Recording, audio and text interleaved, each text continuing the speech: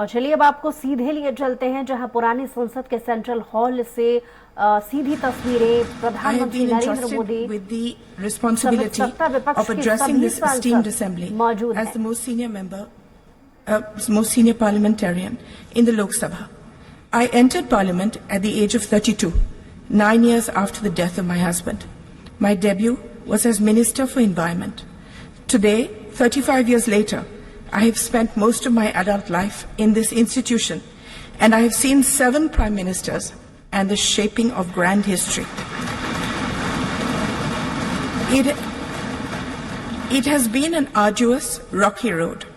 I had several terms as an independent member and finally joined the Bharatiya Janata Party under Shri Atal Bihari Vajpayeeji's leadership in 2004. Since then, I have remained a proud member of the BJP as well of this august house. Being a member of Parliament is an immense responsibility, as it entails safeguarding the trust of lakhs of voters who elect us to be their voice. You are given power, but this power must always be used for their good. The job demands unwavering commitment, moral rectitude, and courage. Basically, it demands great love for your country and infinite kindness towards all. Each one of us gets this opportunity to make a difference, provided we sublimate our own ambitions and see ourselves only as vessels or bridges or protectors of all the beings that need us, the last person in India who believes himself forgotten. People who cannot navigate for themselves and appoint us as their helmsmen. I have tried to make the most of every minute to bring about change wherever I am, whether as Environment Minister, when many institutions and laws that safeguard us were passed, as Social Justice Minister setting up Alimco, which now looks after all the disabled in the country, Childline, which was regarded internationally as the best institution for looking after street children, stopping child labor in the carpet industry. You can change things wherever you are. For instance, in the opposition as a BJP member, as chairperson of the often ignored Assurances Committee, we changed the way people were experimented on by pharmaceutical companies. They were not paid or even asked before becoming guinea pigs.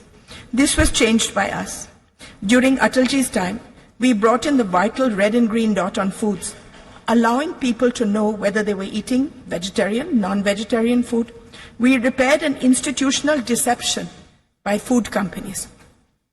No service, no job is too small that it should not be taken seriously. My happiest moment was being given the responsibility by the Prime Minister, who coined the phrase Beti Bachao, Beti Padhao.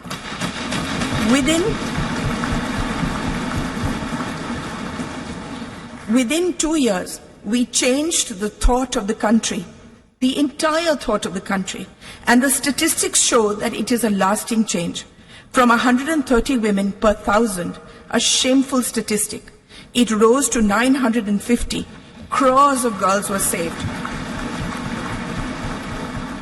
Not only that, it is now seen as a shame and a crime to do away with girl children, whether in the womb or newly born. Now that we are going into a new building, a new phase, I want to tell all the young people here that politics is never fulfilling unless you have a grand passion and a commitment outside it, unless a fire of curiosity burns within you. No service is too small in the service of Mother India. What I have learned is that each constituency is your family. Within my family, there are a million microcosms of individual families. Each of them depend on us. We are a part of their lives as they are of ours.